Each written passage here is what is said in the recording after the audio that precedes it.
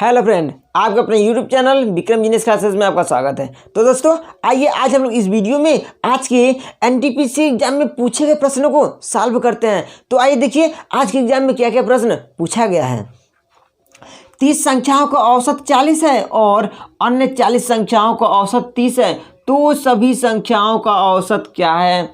इस प्रश्न का कहने का मतलब यह है कि 30 संख्या है जिसका औसत कितना दिया है आपका 40 है और अन्य 40 संख्या है जिसका औसत 30 है, तो सभी संख्याओं का औसत मान क्या है ये आपको बताना है। तो समझिएगा, इसको ज्ञात करने से पहले आपको यह पता होना चाहिए कि औसत मान बराबर क्या होता है। तो समझिए क्या होता है आपका औसत मान बराबर पदों का योगफल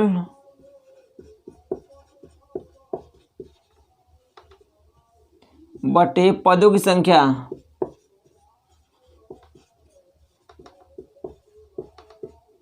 इतना आ गया। अब देखिए इसमें डबल सेंटेंस दिया है कि यहाँ इसके पहले इसके बाद का क्या कहा है आपका 30 संख्याओं का औसत 40 है। ठीक है, 30 संख्याओं का औसत कितना है 40, यानी औसत मान कितना हो गया 40।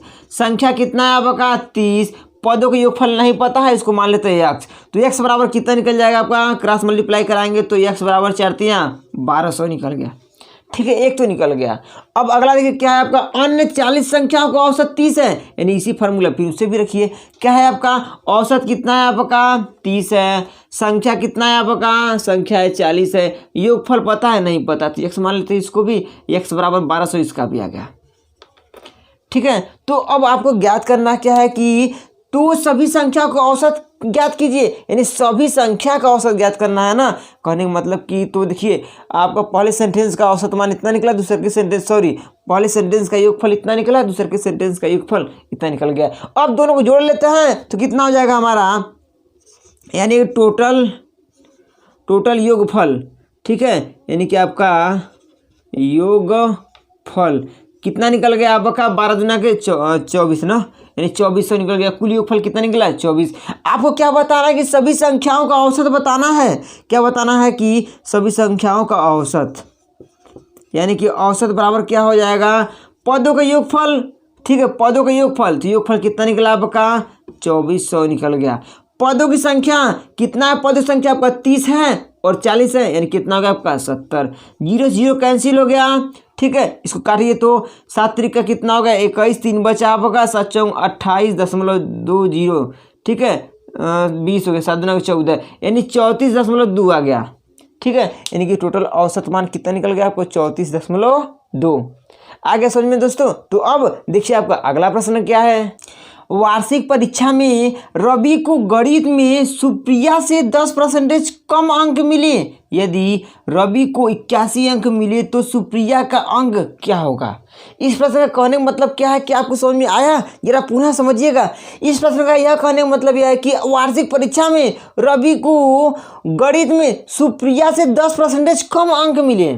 ठीक है, यदि रवि को 81 अंक मिले तो सुप्रिया का अंक क्या है आपको यही बताना है। तो समझिए कैसे होगा इसको ना। तो मान लीजिए कि आपका यह आर रवि हो गया, यह आपका सुप्रिया हो गया। ठीक है, क्या कह रहा है कि गणित में सुप्रिया से 10% कम अंक मिले, किसको रवि को, यानी सुप्रिया 100% मान लीजिए सुप्रिया को अंक मिले 100%, तो रवि क्या हो रहा है कि 10% कम मिल रहा है, इसका मतलब 90% मिला आपका।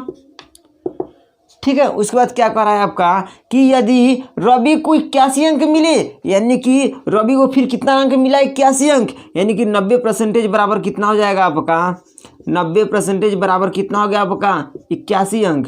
तो यहाँ से आप 1% का मान कितना निकाल लेंगे 81 बटा के 90 हो गया। ठीक है, तो आप सुप्रिया का अंक बताना है। सुप्रिया कितना है 100% है, 1% का मान निकला 81 बटा 90, तो 100% का मान कितना निकल जाएगा आपका 100 गुणे 81 बटा के 9। ठीक है, तो कितना हो गया आपका 9 81 हो गया, 1 0 से 1 0 कैसे 9 दहम 90, ये टोटल कितने अंक हो गए आपका 90। आ गया समझ में, कोई दिक्कत नहीं। तो आइए अब देखिए आपका अगला प्रश्न क्या है। एक रेलगाड़ी 80 किमी प्रति घंटा की गति से चलती है और कुछ दूरी को 4.5 घंटों में पूरा करती है। उसी दूरी को 4 घंटों में पूरा करने के लिए रेलगाड़ी की गति क्या होनी चाहिए। इस प्रश्न का कहने का मतलब क्या है, क्या समझ में आ रहा है कि नहीं, पुनः समझिएगा। इस प्रश्न का कहने का यह मतलब है कि एक रेलगाड़ी है जो कि 80 किमी प्रति घंटा की रफ्तार से चल रही है और वह कुछ दूरी को 4.5 घंटों में तय कर दे रही है। ठीक है, यदि उसी दूरी को 4 घंटों में तय करना होगा तो रेलगाड़ी की रफ्तार क्या होगा, यही आपको बताना है। समझिएगा, आपको पहला क्या दे दिया है, स्पीड दे दिया है, कितना दे दिया है आपका 80 किमी प्रति घंटा हो गया। आपका टी यानी समय कितना दे दिया है आपका 4.5 घंटा। तो आप यहाँ से डिस्टेंस है दूरी निकाल सकते हैं। तो डी बराबर कितना होता है आपको, यस इंटू टी होता है, यानी 80 गुणे कितना हुआ 4.5 मल्टीप्लाई कराएंगे तो कितना होगा, एक पहले 0 0 लगा दिया आप, 8 5 40 8 चौके 32, ठीक है 36, यानी 1 दशमलव लगा आपका हो गया 360, यानी डिस्टेंस कितना निकल गया उसका 360 निकला कि नहीं। अब आगे समझिएगा क्या कर रहा है कि उसी दूरी को 4 घंटों में, ठीक है, यानी इसी दूरी के 360 जो दूरी निकला है, ये 360 क्या निकला आपका किलोमीटर निकल गया। ठीक है, यानी ये 360 निकला, इसी को 4 घंटे में तय करना होगा तो रेलगाड़ी कितना आपका रेलगाड़ी की गति क्या होगा ये आपको बताना है। ठीक है, यानी यस बराबर कितना होता है, डी इंटू टी होता है, दूरी यस दूरी कितना हो गया आपका 360 हो गया, समय कितना ले रहा है 4 घंटा ले रहा है ना, कितना होगा 9 चौका 36 है 90, यानी यस बराबर कितना हो गया आपका 90 किमी प्रति घंटा रफ्तार होगा उसका, कितना हो जाएगा उसका 90 किमी प्रति घंटा। यानी कि जब वो 4.5 घंटों में दूरी तय करता था तो आपको 80 किमी प्रति घंटा था, जब वो 4 घंटों में दूरी तय करेगा तो कितना हो जाएगा आपका 90 किमी प्रति घंटा। आ गया समझ में। अब देखिए आपका अगला प्रश्न क्या है, 508 में वह कौन सी संख्या जोड़ी जाए ताकि प्राप्त योग पूर्ण वर्ग हो जाए। प्रश्न का कहने का मतलब यह है कि 508 संख्या है, ठीक है, उसमें ऐसी कौन सी संख्या जोड़ा जाए कि जोड़ने के बाद जो संख्या मिले ना वह है आपका पूर्ण वर्ग हो। ठीक है, तो समझिएगा आपका कितना संख्या है, आपका संख्या आपका 508 है, इसी में आपको ऐड करना है ना।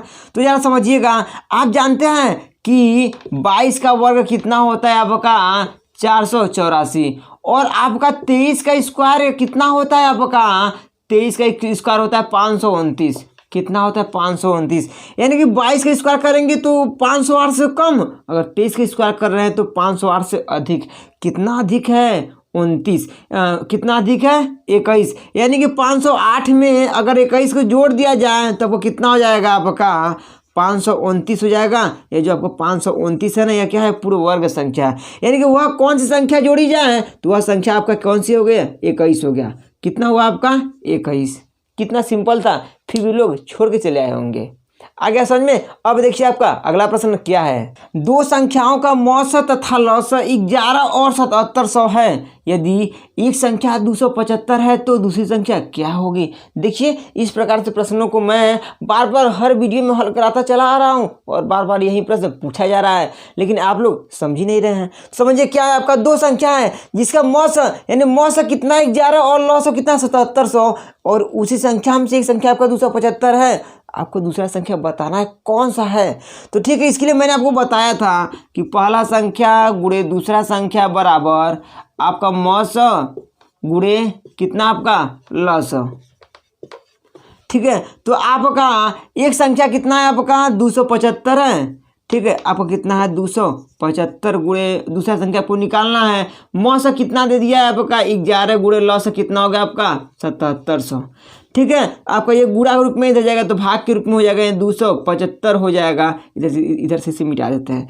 ठीक है, तो काटिए इसको, कितने बार में कटेगा आपका, काट देंगे तो 5 5 25, 5 5 25 हो गया।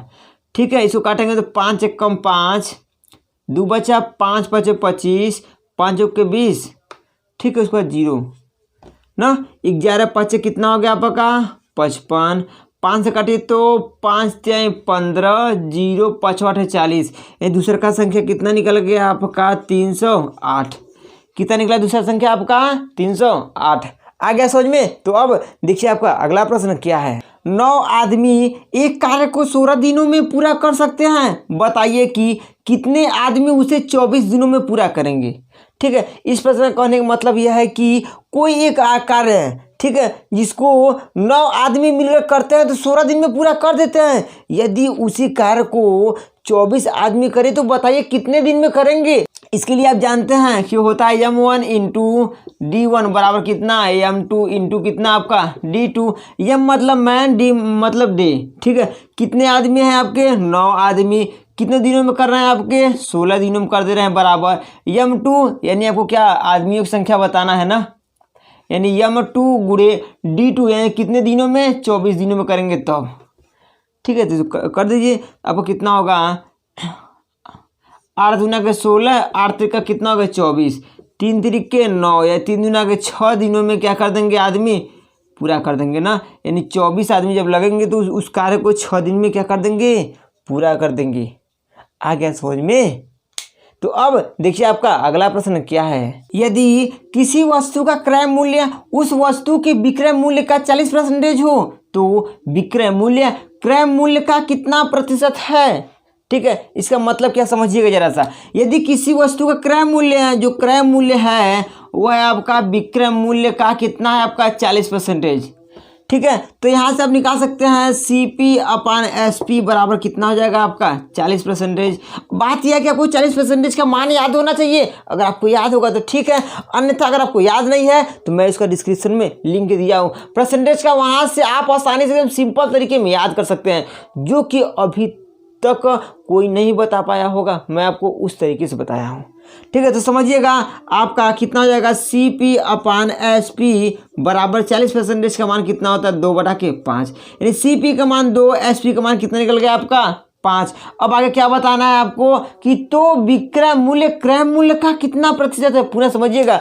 तो विक्रय मूल्य क्रय मूल्य का कितना प्रतिशत है, इसका मतलब कि जिससे तुलना होता है उसे नीचे, ठीक है। तुलना किससे हुआ आपका क्रय मूल्य से हुआ, ठीक है। जिससे तुलना होता है उसको आप नीचे रखेंगे, जिससे नहीं होता मतलब जिसका कराना है उसको आप ऊपर हो गया। परसेंटेज के लिए आप 100 से गुणा कर देंगे, काट देंगे 50 बार में गुणा करा देंगे, कितना होगा आपका 250%। ये आपका उत्तर आ गया। आगे समझ में दोस्तों। तो आज का वीडियो यहीं पर समाप्त होता है। तो आपको यह वीडियो कैसा लगा हमें कमेंट में जरूर बताइएगा। तो अब मिलते हैं अगले वीडियो में एक नए टॉपिक के साथ। ਇਹ ਭੁੱਖ ਵੀ ਕੈਸੀ ਚੀਜ਼ ਰੱਬਾ ਬੰਦੇ ਨੂੰ ਪੜਨੇ ਪਾ ਦਿੰਦੀ, ਜੇ ਆ ਜਾਵੇ ਕਿਤੇ ਆਈ ਤੇ ਰਾਜੇ ਤੋਂ ਭੀਖ ਮੰਗਾ